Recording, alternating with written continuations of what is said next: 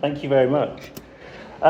Before I get started, usually when I stand up in front of a group of people, they look at me and go, hey, you're a bit too young to be talking to a group of adults. So I'm going to answer the question that's all on your minds now. I'm actually 37. We've got the elephant out of the room. I'm 37. We can move on with the content, which is good. My name is Toby Kane, founder of Freeformers, and the reason I've done stand-up comedy, professional wrestling, and esports is because I'm curious about the world and how the world works outside of work and what we can do to bring that inside the world of work. So, today I am looking at the world of esports. When the clicker starts clicking, I did have more slides than this in the rehearsal. Hey, there we go. So, we're kind of heading for an engagement and leadership crisis in the workplace. Engagement skills in digital spaces are obviously going to be crucial moving forward, but even more so moving into 2025, when 25% of the workforce is going to be populated by Gen Z or Gen Z, depending on where in the world you're from. Now, this is absolutely critical because we're entering this phase now where people are expecting way different types of behaviours in the workplace as a result of this digitisation. Now, I want to start off talking about social learning culture. Social learning has been kind of on the agenda for L&D for quite a while now, and we still haven't got it right. So I'm going to talk a bit about that. There will be a bit of AI chat because it is 2024, so I have to. But I want to talk about some of the pitfalls, some of the reasons social learning hasn't worked within organisations to date. The first one is I'm going to go out of the way so you can read it, is assuming that L&D own the creation of a social learning culture. They absolutely do not. If you start from the point of an L&D team going, let's create a social learning culture, you will fail. The second one is using specific learning technologies to make a social learning culture happen. Having an LMS or an LXP that has a social networking feature. That will inhibit the creation of a social learning culture as well. Relying on traditional champion or advocacy models where we create champions inside companies to get them to drive the change and learning in the workforce. That's pretty old hat as well. And then the final thing is putting your shirt over your ears and your eyes and ignoring the way the world works outside the world of work and doing exactly what you did inside your organisation for the past 10, 20 years. So I want to use blockchain, weirdly, as a for instance. So when we look at blockchain talks about a distributed ledger, a distributed network, but when we talk about people, it's kind of the same thing. So if we think about a centralised learning and development function, over here represented on the right-hand side, with this central function that broadcasts content and information out, but actually that's pretty ineffective. So we try and decentralise it. We create champions or advocates inside organisations to try and distribute that content and information. That's actually quite inefficient as well. What we should be doing is distributing the efforts in social learning to create better networks of individuals connecting, learning, creating content, and doing all this stuff. However, to do that, you can't do what you were doing before. So we're talking about change. And we're talking about esports, like I said. And now esports is a growing trend, and the reason I'm looking at these modern trends is that 72% of Gen Z spend over 3 hours a day on their phone. Their expectations of interacting not just with content, but with other people has completely changed. They are a generation which is engaging with each other in new and interesting ways that we've never seen before. They are creating the digitization of our society. This creates a little bit of a problem in the world of work because, like I said, Gen Z are only going to make up 25% of that in 2025, but before the pandemic, or on the cusp of the pandemic, this tiny little dot. I'm like, they'll come a little bit later. We don't need to worry about them now. And so we had boomers, Gen X and millennials learning and leading in very archetypal ways. The Gen X and boomers were leading millennials in person. Millennials were being led in person, and therefore they were observing how to lead and engage in person. But we've never really gone fully remote before and figured out how do we translate those in-person skills that millennials, Gen X and boomers had developed in the workplace for 50 years, and how we translate that into a digital environment.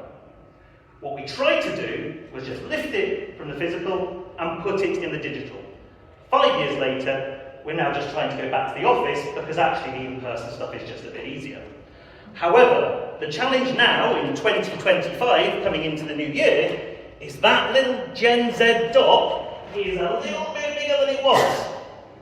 And they're used to communicating and engaging in digital mediums.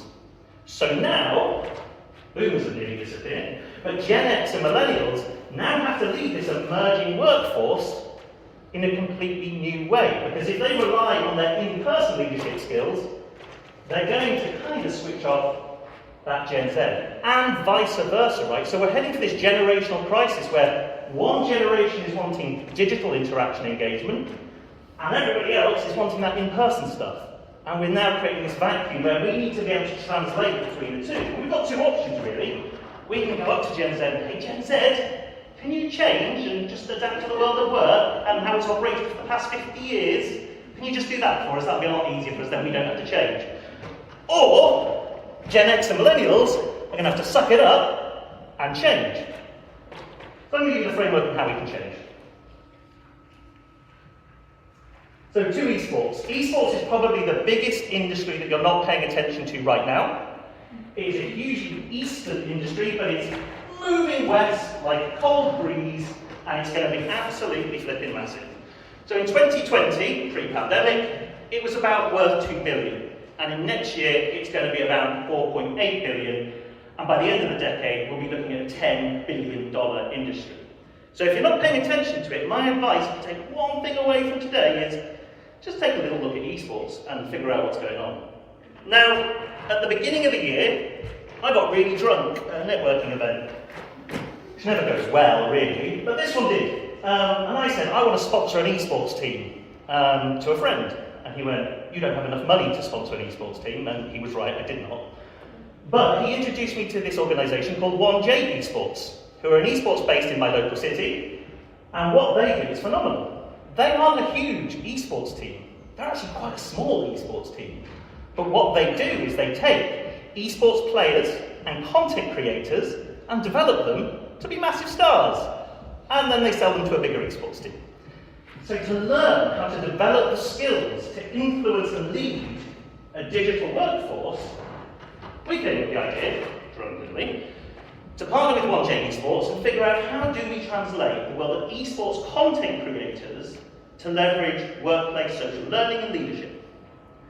Now, when I do say esports, everyone thinks of people sat at home in the dark with their curtains closed, gaming. They win millions and millions of dollars for some of these competitions. But I'm not focusing on competitive esports, because competitive esports is actually quite a limited industry, in that it is the same as regular sports. As you get older, you lose your reflexes, and you can't remain competitive in esports. So what's after for an esports star? It's content, it's influence, and it's community.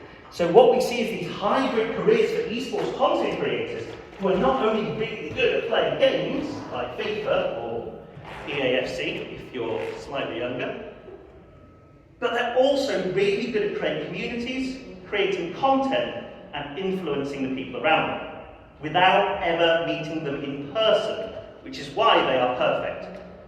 Now, I want to demonstrate one of the unknown skills that these content creators have. So can everyone take out their phone for me, please?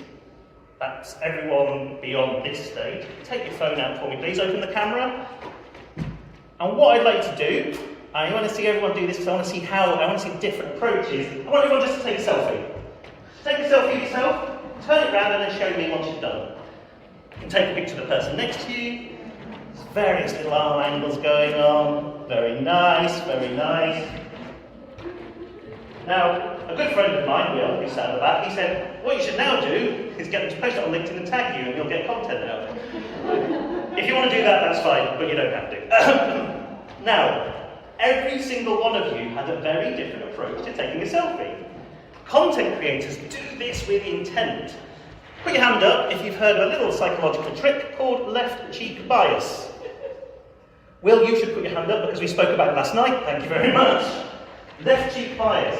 What the data and psychology tells us is that people favour the left-hand side. When you're telling the truth, when you're being honest, you lead with your left-hand side.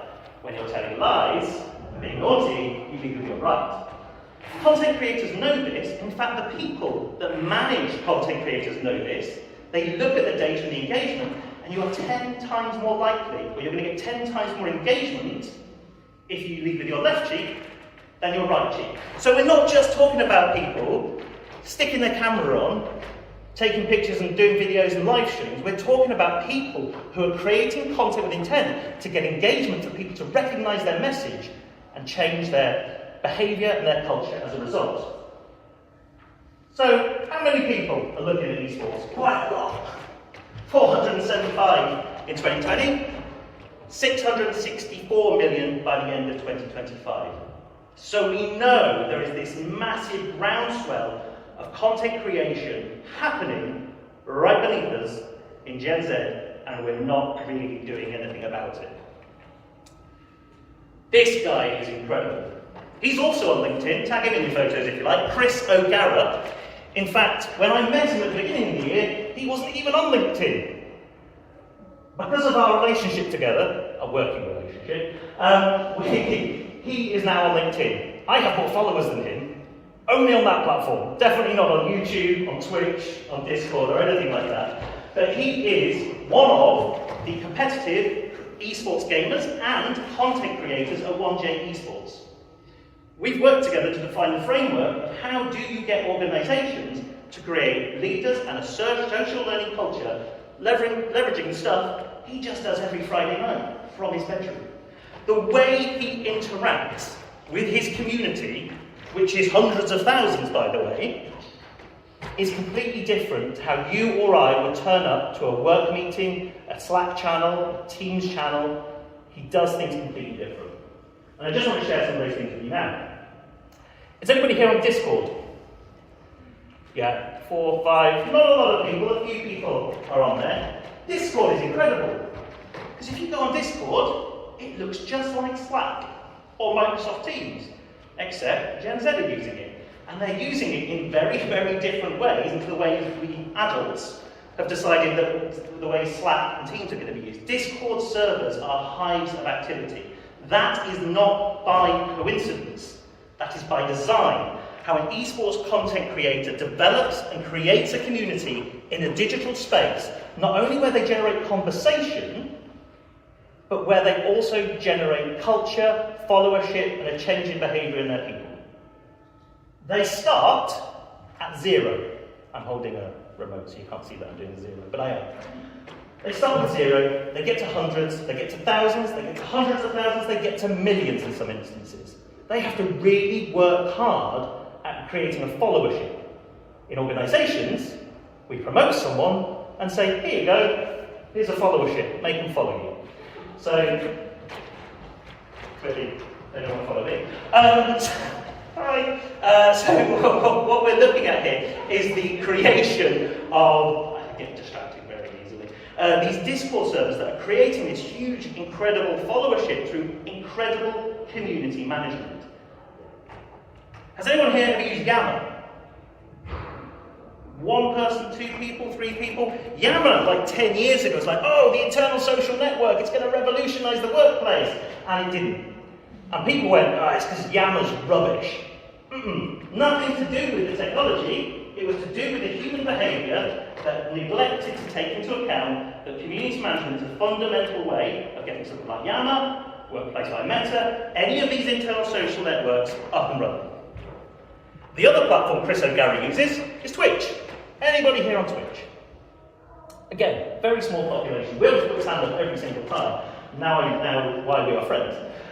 Twitch is essentially just a Zoom or a Teams call, except you can't see the other people, which you may think creates less engagement. Ironically, it actually creates more engagement. The way a Twitch or YouTube streamer approaches their engagement with in chat is way better than anything I have ever seen in L&D, in training, in leadership, in town halls, in any internal comms method ever. Because they create a conversation with their audience. And it's that simple. They create a conversation. They are not just broadcasting pointless information. They are asking for this call and response. They create engagement. Chris O'Gara did a live stream at the beginning of the year, and he said, as soon as my viewers get down to 0, I will stop streaming. That live stream went for 4 days before he gave up, because he was like, I can't do any more live streaming. I need my bedroom back to sleep in. So these people are creating engaging content in platforms that are relatively similar to what we have inside organisations already. And this is the kicker. When we look at content creators in this regard, they are shaping culture. The trends extend beyond the technology. They are driving conversations. It's a really important thing to note that Gen Z are using technology, and the people using that technology to talk to them to influence their world. How much is your social learning culture or your leadership team in your organisation using the principles of esports content creators to do the same? My hunch is they're probably not. So how do you do it? It's pretty straightforward, actually. There are 3 things you can do. You can enable people to put themselves forward and match them to your audience personas. Create personas within your audience. Who are you talking to? You're not just talking to employees as one big bucket of people. You're talking to individual personas. They want to hear and empathise and hear the context of people like them. So you have to go and find them and match them to your audience persona. You then have to empower them with the tools and resources to create content and community. And that's really important. And then you allow them to add their own context that will resonate with their audience persona to the central objectives. You have to give them the freedom to create that content. No longer is it good enough to assume that there's a tech solution there that will help you create user-generated content in your organisation. That is not good enough. Why is it not good enough? Because that technology doesn't really exist outside the world of work. No one's trying to help someone become a content creator through a tech solution. They're trying to do it through a human solution empowered by that technology. You wrap this all up in a bow, and you tell people it's a future leadership skill. You do this stuff, you'll be a future leader in your organisation. And of course you will, because you'll be able to influence and lead at scale like no leader has ever done before. And you make it really easy for them as well. This is something called the Creator Code that we developed with Esports, and it makes creating content and conversation in your workplace really easy. And this is the AI bit. So, the 5, I was going to say 5 pillars, but it's a code, so they don't really have pillars. The 5 stages of the funnel, the code. The first one is community management. That is fundamentally the most important thing. If you did none of the other 4 things, do the top one. Because I guarantee, with social learning cultures, that's not the starting point. The starting point is usually, right, how do we get loads of people to create content? No, it's about community management. And with 1J Esports, we've defined how to do that and created a community management playbook. Really straightforward. And then we give that to influencers and content creators inside companies to help them do that. The next one is live streaming. Now, inside work, you might just call this a virtual meeting, but host those virtual meetings, those virtual training sessions, those live online sessions, as live streaming events. Take those principles and host your online events that way. Then, create long-form content, like longer form YouTube videos that are 5, 10, 15 minutes that go into a bit of the science, the how-to of stuff. Create shorter form content like Instagram Reels, YouTube Shorts, TikTok videos, and now even LinkedIn has that little video tab at the bottom where now you tap that and it looks like TikTok. So we're seeing that proliferation through lots of online content. And then microform content, social media posts, emails, microblogs, whatever you want to call them. Really short bits of content. And when you start from there, you can start adding cooler stuff that you've always wanted to do inside your organisations but never really had the time. Podcasts come under longer form content. When I look at my content strategy with my audience, I tend to spend about 3 hours a week doing that. Because I start with this model. Before, I either didn't do it or it took me a long time. And that was a barrier to getting people to do this inside organisations. Well, if it's too difficult to do, they won't do it. And believe me, I've been there, I've got it wrong, and I'll tell you about one of those stories in a second. So why is it a cone? It's a cone because the things at the top take the most human effort. The level of human input needed for community management is where your priority should be, but it's also where most of the effort needs to be as well. Then, live streaming. You can't really live stream using AI, you kind of have to turn up as a person. But then you can start getting a little bit clever with your content. So once you've done a live stream, let's say a live stream is an hour's worth of content. That creates a video file, it creates an audio file, and it also creates a transcript. So every live stream I've ever done, I have those three assets at my disposal that I can use. So what do I do with them? I take the audio file, I make it into a podcast. I take the video file, I take the longer bits out of it, I take the shorter bits out of it, make some long form and short form videos out of that longer video. I then take a transcript and use AI to create blogs and short form posts. So all of a sudden I've got this world now where from one piece of content, 1 hour's worth of live streaming, I've now created a whole suite of content to power my own campaign for a whole week. Really efficient, really easy, and the thing we know with AI is AI gets even better when you put some human into it. So when you're putting your own transcript in there, it's your own tone of voice. It's you're putting into it. You're not saying, create me a presentation on how you can relate esports to the world of work. You're putting your whole transcript of an hour's worth of talking, putting that in, and asking it to synthesize that, and it spits something out the other end, which then you should do a little bit more human at the end just to check it, and just ping it out there. I've done that before. That didn't go well. So that creates a really efficient way to start creating that content. But it can go wrong. And I've been using these principles now for about 3 years, and it has gone wrong. It went wrong for a large pharmaceutical company.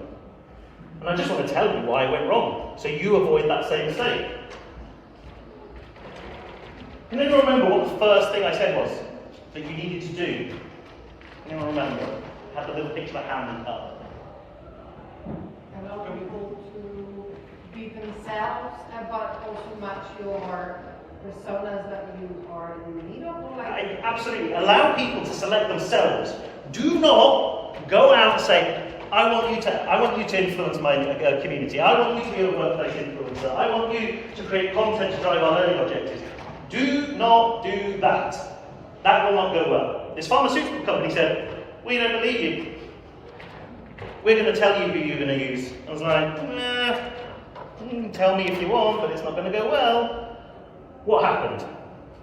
Well, out of the 10 people they picked, one person actually did everything that we said. We gave them the skills, we gave them the tools, we gave them the autonomy, but without the motivation, they didn't want to do it. Go to my second example, where it went a lot better. It won a couple of awards. We did it with a large domestic appliances manufacturer. We asked each and every one of them to select themselves. We went out to a group of people and said, hey, this is what we're doing. We're enabling people to have digital leadership skills in the future. We want a few cool people to come on this journey with us, create some awesome content, some digital communities, and we're going to give you the tools and resources to do it. 6 people put their hands up, 6 people were selected, all of them posted all the videos we asked of them, all of them inspired their community to act and think differently, and the project was a success. Like I say, it won a couple of awards.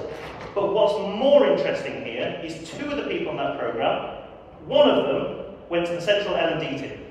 They got promoted from an in-store environment to head office, to be in the L&D team, and another one went, hey, I like this, I'm going to go and be a teacher. So we know that these skills have the ability to empower and impact lives, both inside work and outside of work as well. So, Freeformers is all about creating a better world of work for everyone. We do it in lots of very different ways, and that is just one of them. Thank you very much.